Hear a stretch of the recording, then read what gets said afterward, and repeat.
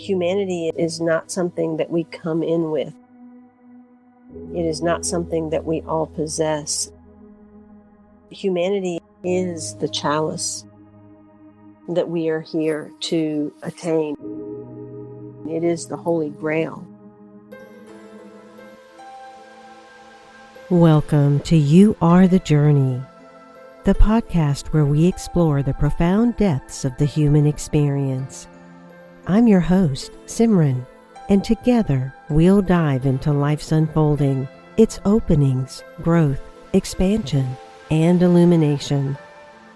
In this space, we reflect on what it means to soften into our truest selves, radiate our inner light, and aspire to align with the vision and purpose of our souls to create revolutionary purpose, fulfillment, and joy in life. Personal reflections, contemplations, and insights to help you become the best version of yourself while embracing the unique path that is yours to walk. You are not on a journey, you are the journey. To really understand and access that level of humanity that allows the tears to drip when heartbreak sets in, and that allows the giggle to bubble up from the belly when bliss has rained down. You know, humanity is the full spectrum of the crayon box, and that is ultimately the reason for having a human body. But if we are running in a fast-paced world and time is flying by and it's always about the next project or the next thing or the next place to go, there's no time for the sacredness of our humanity. And then this aspiration of ascension or, finding the God within or accessing the God without is a moot point, because those things are not even accessible unless you first have your humanity. So it's a very interesting place that we find ourselves, because there's a lot of shadow masculine and shadow feminine on the planet right now that is doing the dance of dominance and manipulation and secrets and lies. And we see it coming out in the news, in events, in experiences. And all of it is a cry for humanity. Every single incident that we see, every dominant person, every subjugated individual, each one of them is another cry for the humanity that they have lost. And so, our greatest service to the world really goes towards understanding the self and just making it our mission to find and embrace our own humanity. And when we can only identify ourselves by, the profession we have or the amount of diamonds on our hand or the house or the car that we possess, then all of a sudden we have turned into machines. We have become these inhumane robotic structures that simply move in the world. The truth is, unless you're willing to do the work, and that means whether or not someone's there to be a crutch, whether or not there is a painful prompt in life that makes you go, oh, I need to look at something because now pain has shown up. This is a moment by moment, day to day. Look in the mirror and ask yourself, who am I? Who have I been? Who do I want to become? It requires continual devotion. When we start to realize this doesn't have to be heavy, it doesn't have to be work. This can be my sacred devotion and self-love act toward myself, which is ultimately the whole reason I incarnated on the planet in the first place. But we run from devotion. We run from self-love. We run into the escape mechanisms or thinking that the next pill or the next drink or the next person or the next relationship or the next job or the next house or the next city is going to be the answer. And we don't realize that we take ourselves wherever we go. The first foundation that has to be laid is to realize the lies that we're telling ourselves. And, one of the biggest lies that exists, or one of the things that we don't face, human beings are naturally negative. We just are. So we're going to go the negative route whenever we can. That's why we work so hard to be positive. That's why people do affirmations. That's why people do visualizations. Because at their core, there is an understanding that if I have to take a path, most likely my mind is going to go the negative path before it goes the positive path. The other core truth that we have to understand is we're lazy. We're sloths. We don't want to do the work, but we want life to change. All of our issues, whether it's the negativity or the slothfulness or the laziness or reactivity or any of the things that take place, they stem from a basic unworthiness that was conditioned in from the time we were born. We've taken on these lenses that we look at the world through, these belief systems that we create our lives from, perceptual filters that we now act and live by based on those early experiences. But if we're not willing to go through our own multisensory bodies by first really digging into what is it that I think? What do I believe? What do I believe about money? What do I believe about love?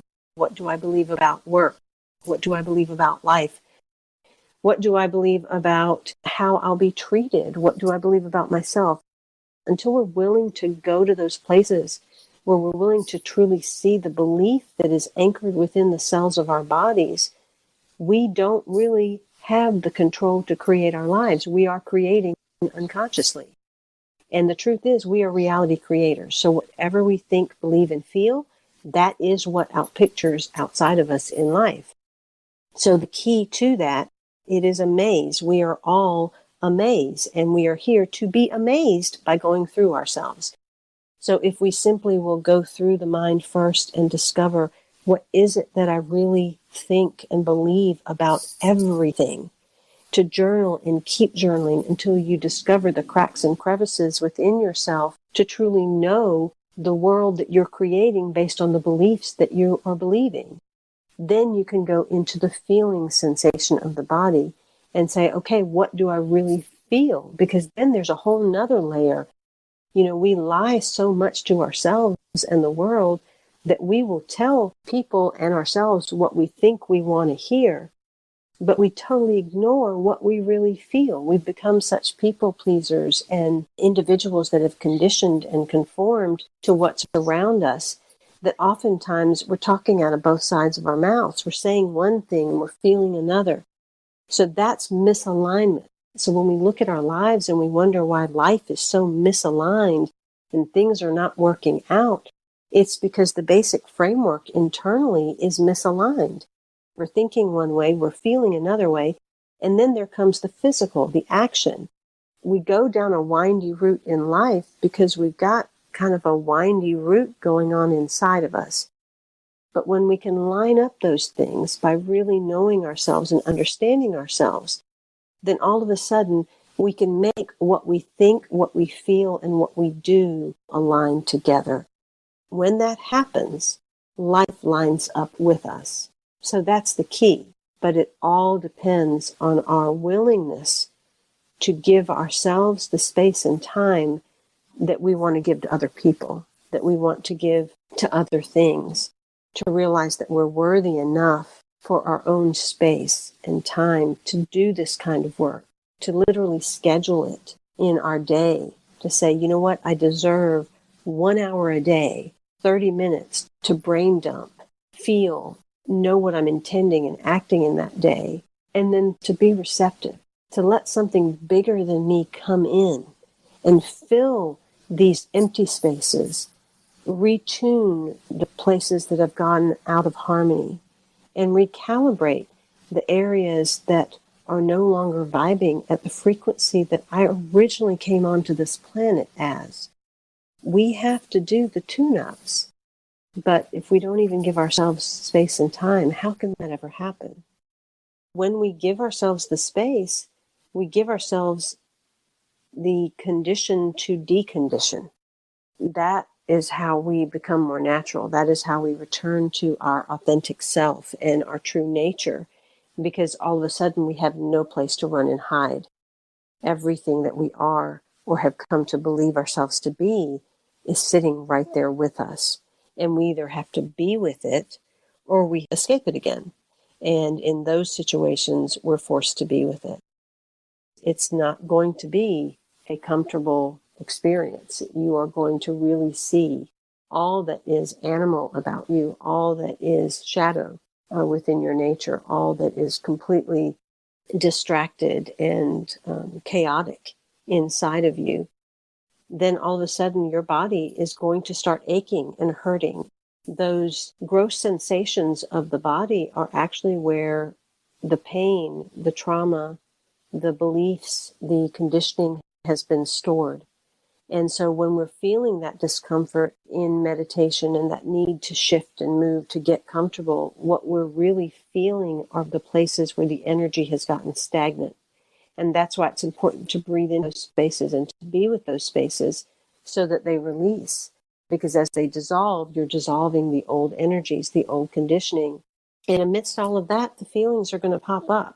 And the purpose of it is to reach places of neutrality and equanimity so that not only do we not have the lows in life where we dip down from the cravings or aversions that we have, but we also are not sent off kilter by the high, the bliss or epic romance or the $1 million that we want to make or the status and the fame. All of a sudden, we're not attached to people's opinions in the same way. There's so many things that we gain a space of equanimity around, because then it's more about creating a conscious and committed experience and partnership with life and those that want to equally participate with us in life. It's almost easier to be a coach for another person than it is to face self and to understand self. Because when working with another individual, it's very easy to be objective. It's very easy to be unattached. It's really simple to stay in the place of commitment to service. There's an autonomy that exists and also an understanding that the other person is capable, that they have within them what it takes to transform and transcend whatever their experience is. And when we look at self-understanding, the problem is we are attached. We're attached in conscious and unconscious ways. And it is that attachment to identity, that attachment to the persona, our lifestyle, our belief systems, our woundings, our stories, that really is the inhibiting factor to self-understanding. And so I think when we're willing to let go and be objective to ourselves in the way that we would be with a client, it's only then that we get to see through the looking glass. Otherwise, what we see is simply the reflection of what we want to see.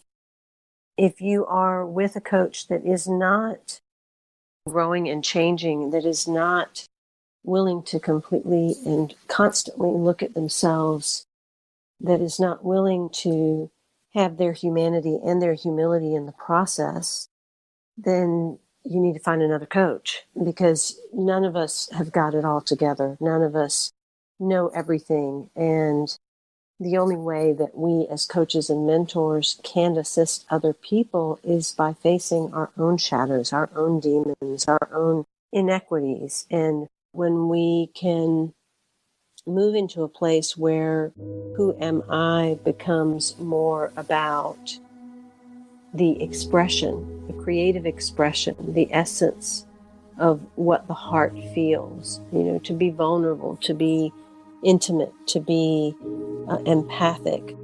When we can speak to those sides of ourselves, then all of a sudden we get to sip our own humanity. When we do that, that is true service to the other and to the world. Humanity is the chalice that we are here to attain. It is the Holy Grail. I am deeply grateful for your presence today in joining me for You Are the Journey. As we continue to explore the depths of our human experience, remember that every step you take is a vital part of your sacred evolution. If you've enjoyed today's episode, please take a moment to subscribe, rate, and share this podcast with others who might benefit from these conversations. and I hope you'll stay connected through my Substack newsletter and community titled Beyond the Illusion. Your support helps us draw in a community dedicated to personal growth and collective awakening. I invite you to carry the insights we've shared into your daily life and allow them to guide you toward fulfillment and joy. Keep radiating your light and nurturing your soul's purpose. Remember, you are not on a journey, you are the journey, and every moment is an opportunity for transformation. Until we meet again, in love, of love, with love, and as love, I am Simran. Be well.